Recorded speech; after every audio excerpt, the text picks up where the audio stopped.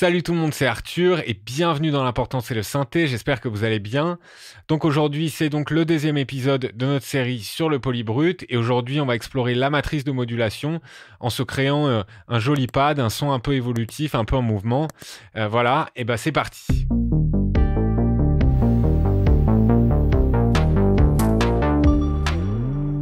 Cette vidéo est sponsorisée par Arturia et on les remercie pour leur soutien au channel d'AudioFunding. Donc comme je vous l'ai dit en intro, on va se créer un petit pad. Donc ce pad, moi j'aimerais qu'il soit assez moderne, évolutif, qu'il y ait du mouvement dans notre son et puis qui utilise certains des paramètres intéressants du polybrut. Donc j'ai créé un patch de base sans aucune modulation dans la matrice. Vous voyez, il n'y a aucun point de modulation. Voilà, un pad assez simple. Donc la première chose que j'aimerais faire, c'est changer un petit paramètre. En fait, le metalizer qu'on a sur l'oscillateur 1, pour l'instant, il n'agit que sur l'onde triangle. Et ça, c'est un peu le settings par défaut sur le polybrut. Mais si j'appuie sur settings et que je touche le metalizer, j'ai la possibilité de l'activer pour toutes les ondes.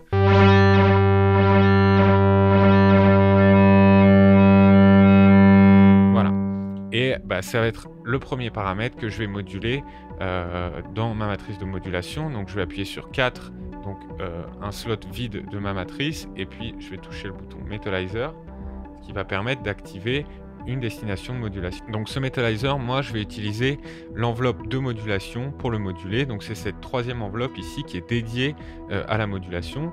Donc elle se situe en deuxième ligne ici dans ma matrice de modulation, et je vais aller l'activer sur donc mon metalizer. Donc je vais augmenter un petit peu la profondeur de ma modulation. Et donc pour savoir un petit peu où on en est dans notre modulation, le sustain est un bon indicateur parce qu'en fait il va vous donner le point médian de votre modulation.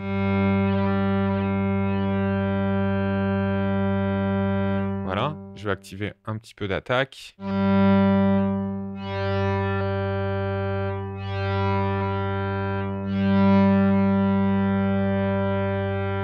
De release.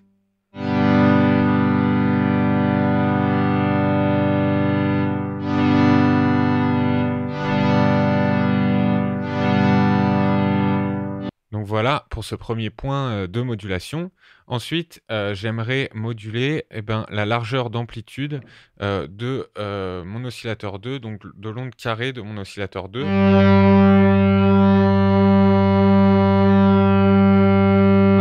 Paramètre assez subtil, mais qui va permettre de donner un peu de mouvement à notre son, sans pour autant toucher au filtre.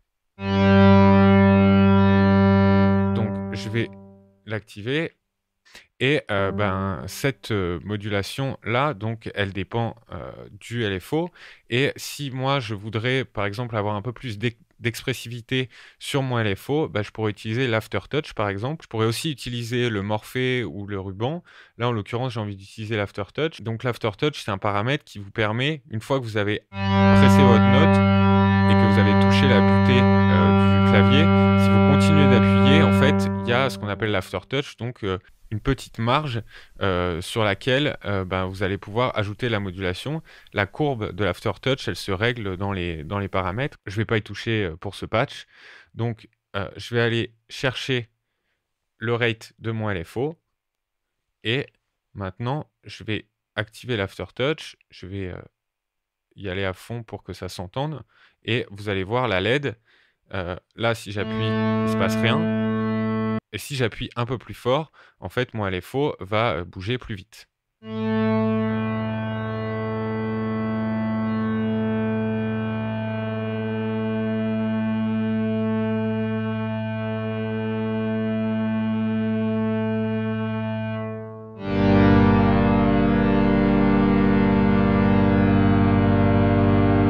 Et si je passe le LFO en mode poly, ça va être intéressant parce que chaque voix va avoir son propre LFO.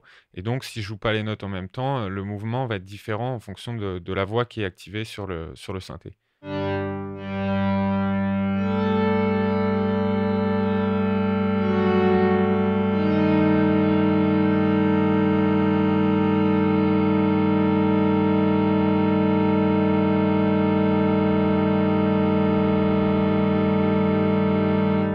Voilà.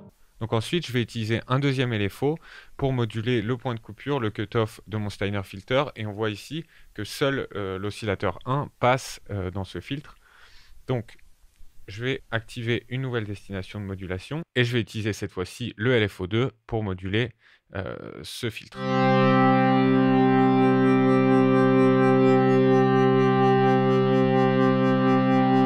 Voilà, et en fait c'est assez intéressant parce que comme il y a deux filtres et que ces filtres sont en fait en parallèle, c'est-à-dire qu'ils vont être actifs les deux en même temps, en série, le Steiner va passer dans le ladder, mais en parallèle, chaque filtre va sortir sur le VCA de manière indépendante. Et donc ça permet de créer de la modulation uniquement sur un des deux filtres.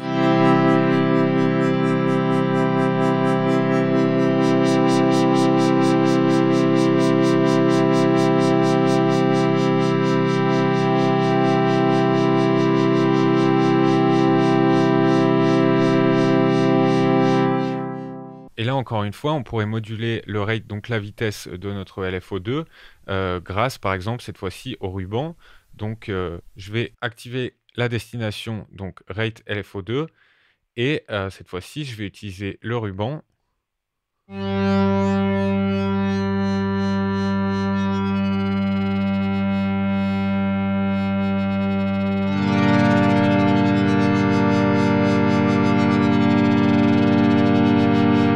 Et je peux également utiliser le Morphée pour la modulation, mais pour ça, il faut que je le passe en mode Matrix et pas en mode Morph. Et donc là, le Morphée en dimension Y va être couplé au ruban, donc c'est la même source de modulation dans la matrice.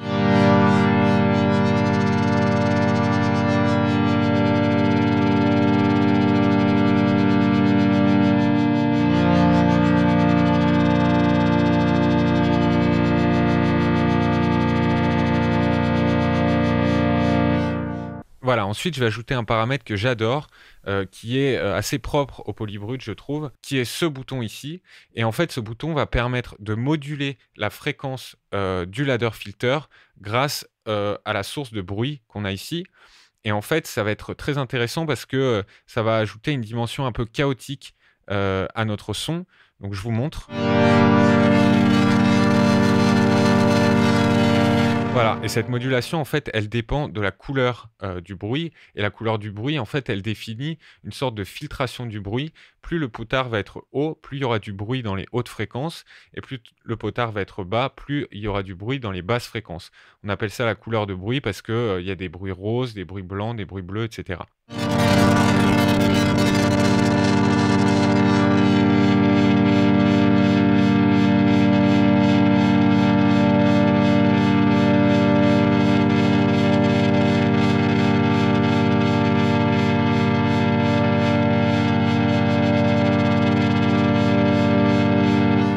Donc moi, ce paramètre, je l'aime beaucoup parce que il va donner un côté un peu plus moderne, un peu plus organique à notre son. Voilà, c'est quelque chose que j'aime bien. Donc avant de passer à la suite, on va ajouter un petit peu de reverb hein, quand même, parce que pour un pad, il faut de la reverb.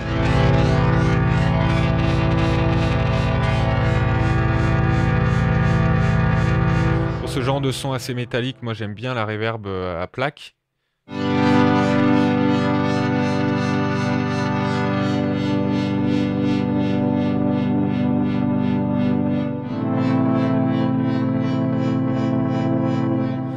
Voilà, je trouve qu'on sent un petit peu trop la modulation du LFO sur le filtre. Je vais réduire un petit peu.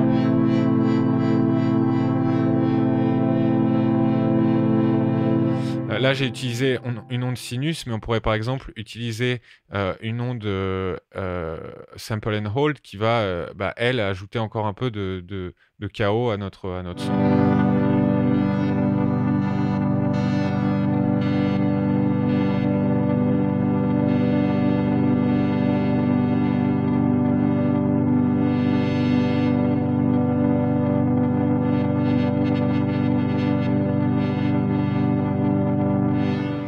Voilà, et maintenant, une dernière chose que j'aimerais vous montrer, c'est le delay. En fait, le delay, il a plusieurs paramètres et il a notamment un paramètre qui s'appelle Car+.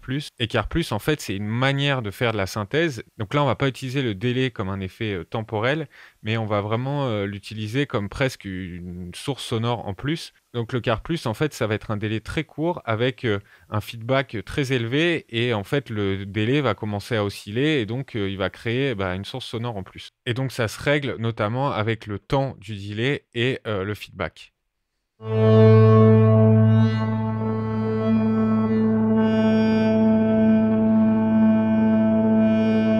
Si j'augmente le feedback, vous allez entendre que quand je relâche la note,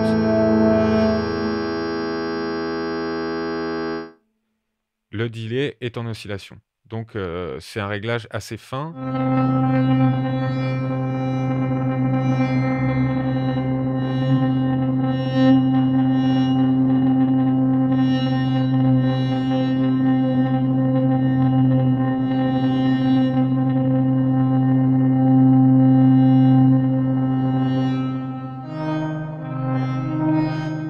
Ça va rajouter encore une dimension métallique à notre son que j'aime beaucoup.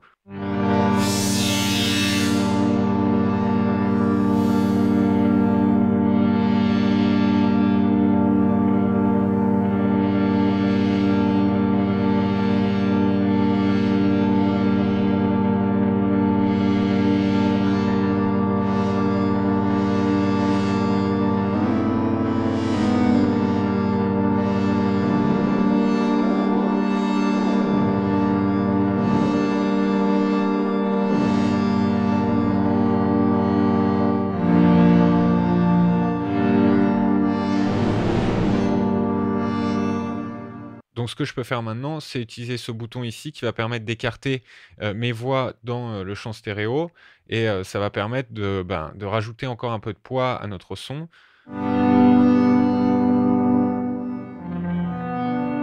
Voilà, si vous écoutez avec des enceintes ou un casque, vous allez entendre que maintenant les voix sont un petit peu éparpillées dans notre champ stéréo.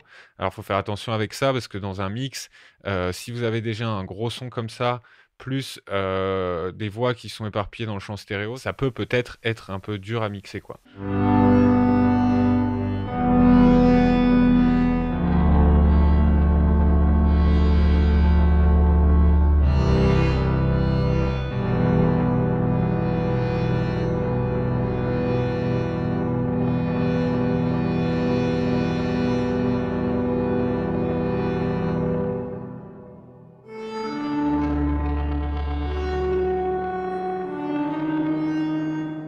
Et pour ajouter encore un petit peu d'expressivité, là, on peut encore utiliser l'aftertouch, en fait, pour contrôler l'ouverture de notre filtre, donc des 2 filtres en même temps.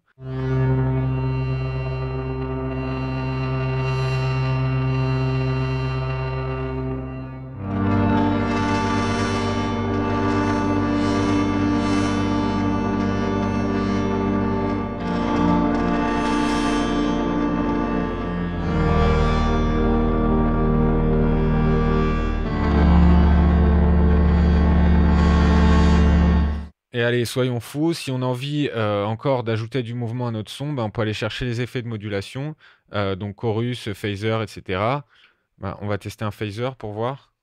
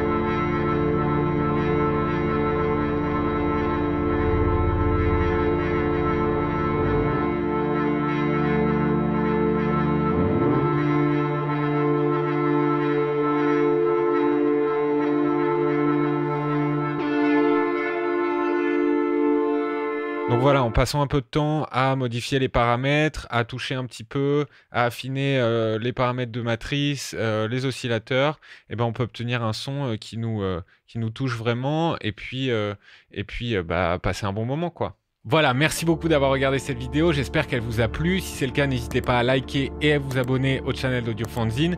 Dans le prochain épisode, on va se faire un kit de percussion rien qu'avec le polybrut. Je samplerai ensuite ces percussions individuellement et ça va nous permettre de créer un kit un peu de batterie vraiment original. N'hésitez pas à suivre AudioFanzine sur Instagram et me suivre personnellement si ça vous intéresse de savoir ce que je fais en dehors des vidéos d'AudioFanzine. Voilà, moi je vous dis à la prochaine, n'oubliez pas que l'important c'est le synthé. Allez, ciao!